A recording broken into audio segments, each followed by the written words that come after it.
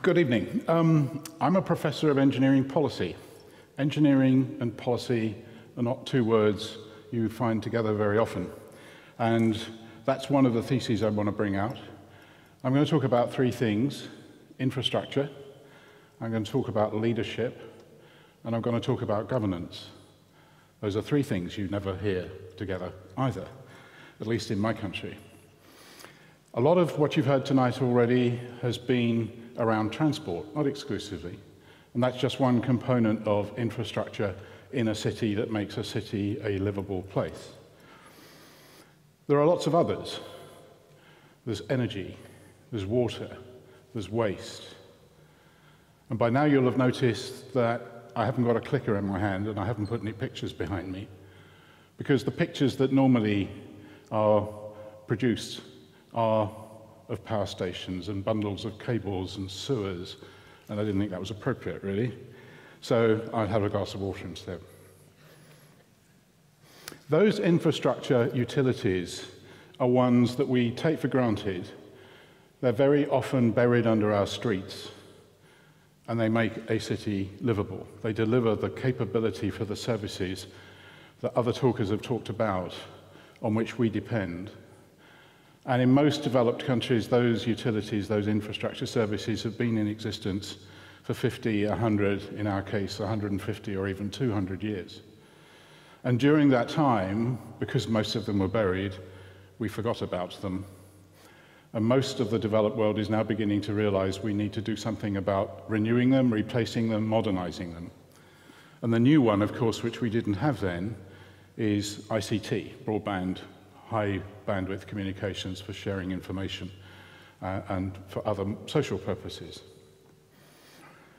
So, because they're all buried, and because we sort of take them for granted, the idea that we need leadership in order to do something about improving them has proved to be an extremely difficult process to get into not only the political framework, but also the educational framework, and even more importantly, in the framework of it being a good story for the media.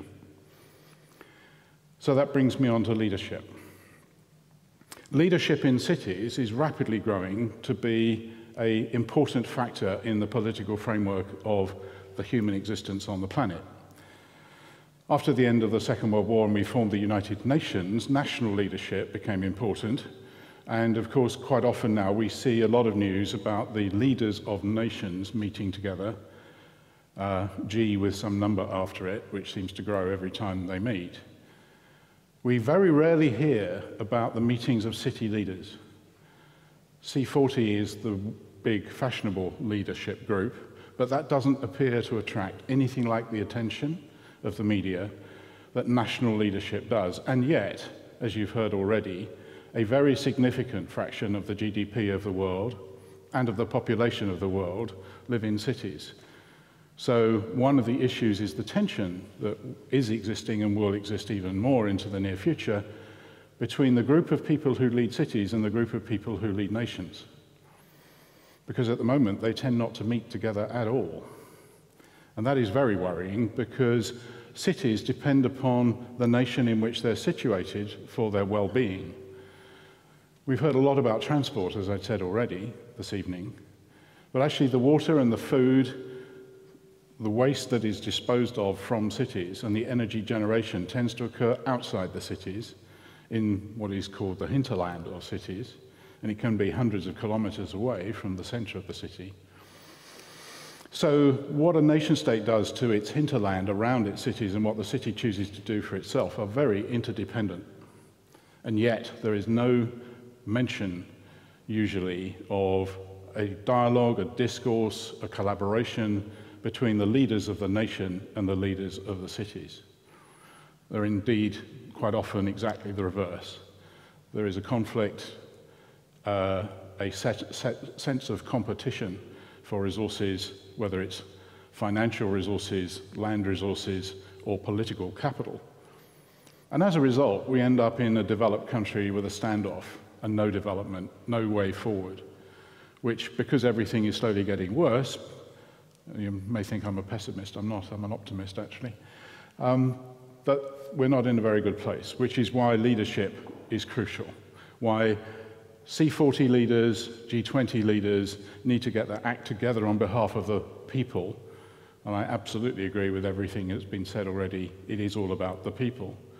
And in those parts of the world, such as Australia, which is a democracy where we have choices about such things, and you've just made one, we have one coming in about 15 months' time, the choice of that leader and the choice of the leadership, both of cities and of nations, really does matter. And of course, we are fortunate enough to have our ability to choose. I said there was one reason for not putting up any pictures. I've just mentioned another, which is the C40 and G20 leaders change. So there's no point putting a picture up, because by the time I put it up, they would have been ousted from their positions.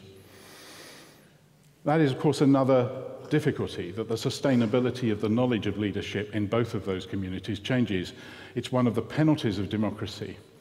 Which brings me on to governance, because in some way we have to achieve a balance between democratic change of leadership and yet continuous governance over this issue of infrastructure in cities and in nations, where the timescale on which that governance has to occur is measured in decades, not in 3 or 5 year election cycles.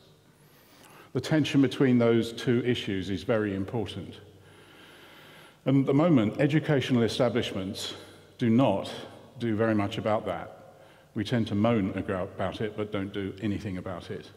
I'm leading the development of a new department in my university to do exactly that, which is to put in place educational programs for existing people in institutions, but also for younger people, so that they understand the interaction between science, technology, engineering, and public policy, and the other way around, so that in the future we can do better in achieving a synthesis between these issues of infrastructure, which makes a world developed, makes a city livable, between leadership of the democratic processes and the governance of the investment of all sorts of capital in infrastructure and in cities for the good of us all in the future.